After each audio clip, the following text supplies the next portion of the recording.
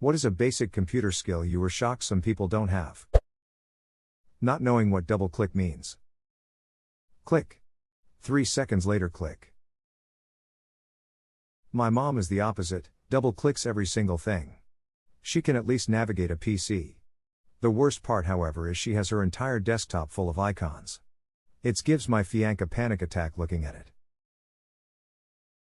My mom is so computer illiterate, the MacBook I gave her, the iPad I gave her are both too much, so I got her an entry-level smartphone, almost too much for her. She still doesn't know how to adjust the volume, even though there are physical buttons that I have pointed out to her every time I have visited, and she complains that she will scroll down, but the screen jumps back to the top. Of course it is her brushing the top of the screen, so it scrolls to the top, even though she swears she didn't touch anything. Worst COVID purchase was buying my mom a smartphone. Does she know how to tell Siri to adjust the volume? Edit. My mom absolutely loves Siri and OK Google.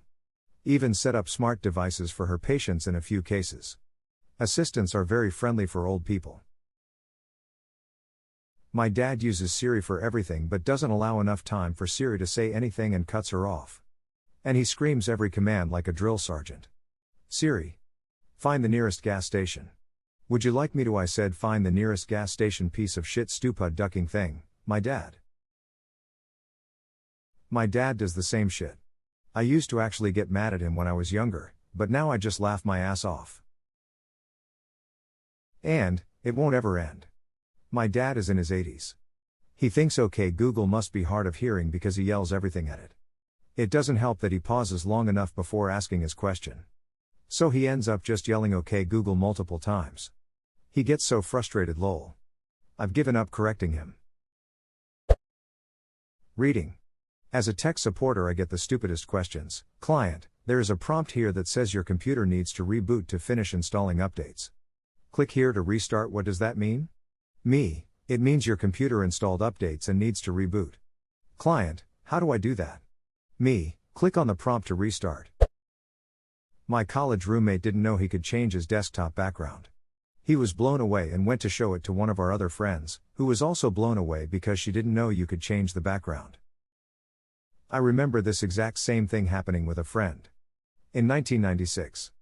We all gathered around to marvel at her background being the block of trees with gold frames.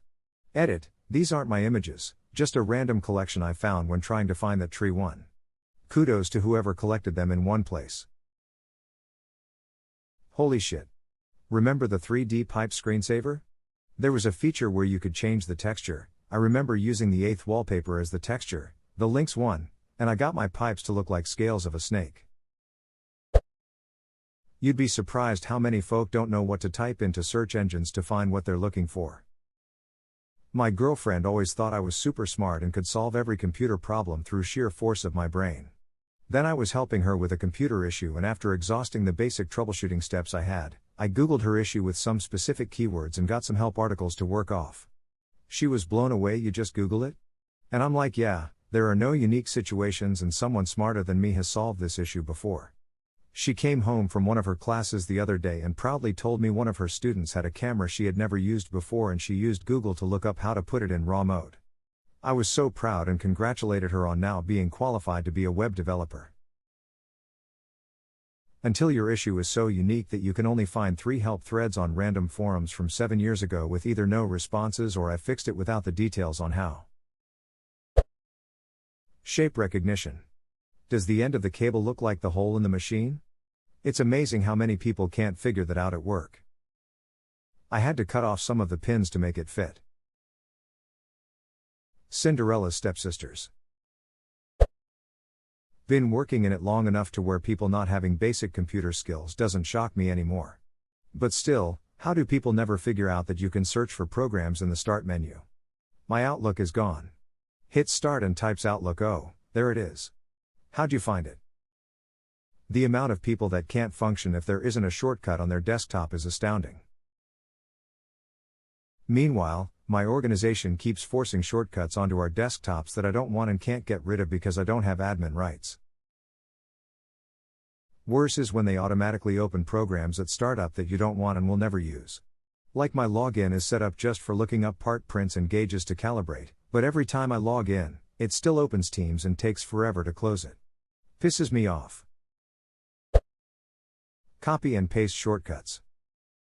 I caught a coworker flipping back and forth between tabs while retyping a paragraph. When I showed her how to copy and paste, her response was, "I can't keep up with all this new technology." I am 38. She is 40. My dad is 73, wasn't at all computer literate, taught himself how to install Linux and definitely knows how to copy and paste. I think sometimes it's a choice to not learn stuff like that. Everyone has priorities, and it's perfectly fair if computer literacy isn't yours, but of course you won't keep up if you choose not to try. I spoke to this random old guy in Barnes Nobles once and he basically said that people his age just don't want to learn. It's not that they can't. We have to use a certain website at work daily. Boss always makes me and coworker do it because she doesn't know how.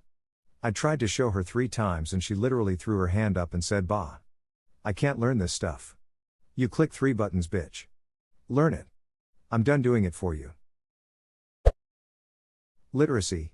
No, I don't mean being computer literate, I mean reading the English words on a computer screen. In college I worked as help desk, and you would not believe the number of calls we got because the user just didn't read the text on the screen. Okay, what was the error? Nobody has ever answered this question when asked by its support. Because the people who can know to Google it and have no reason to call smile. Not knowing how to enter a URL.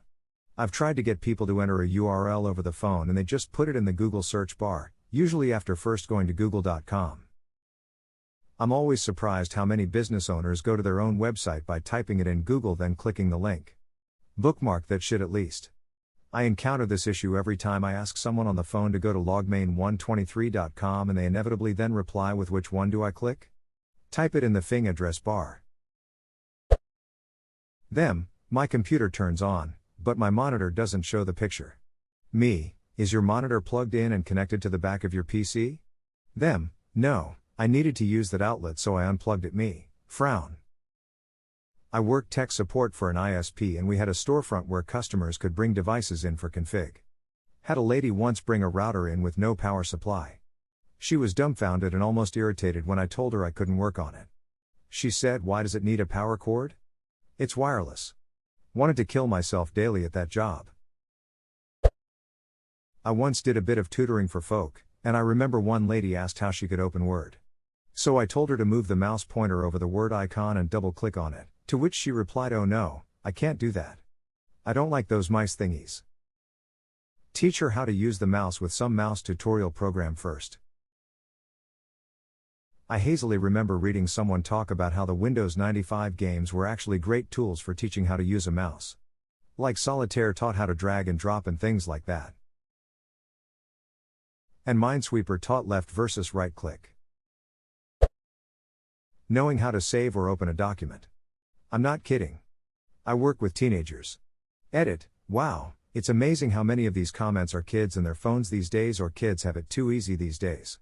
Maybe, when the OS is simplified but they still can't work with it, the issue isn't that they've been working with simplified OS all this time. I worked at a university and there were so many college students that didn't know how to save their work. They come in, write out an entire paper in 2 hours, never saving, and then the computer glitches and they lose all their work. Sit them down on any Adobe software for a couple hours and they will instinctively hit Ctrl+S whenever they take a breath from then on. Not Adobe, but that's how I program. No matter the ID or how aggressive the autosave, I'm sitting here hitting Ctrl+S impulsively after every line. Edit, yes, I am well aware of all the shortcuts, macros, and built-in autosaves. My current ID is more than sufficient to save everything without a risk. This is a compulsive habit, lol. The ability to follow a step-by-step how-to instructions. Example, I worked with a place that used a lot of pictures files. There was an issue where we couldn't open JPEG files, but JPG were okay. So you would have to rename the files to JPG. I got my first batch of 100 JPEG files and said, there must be an easier way. Everyone insisted you have to do it one by one.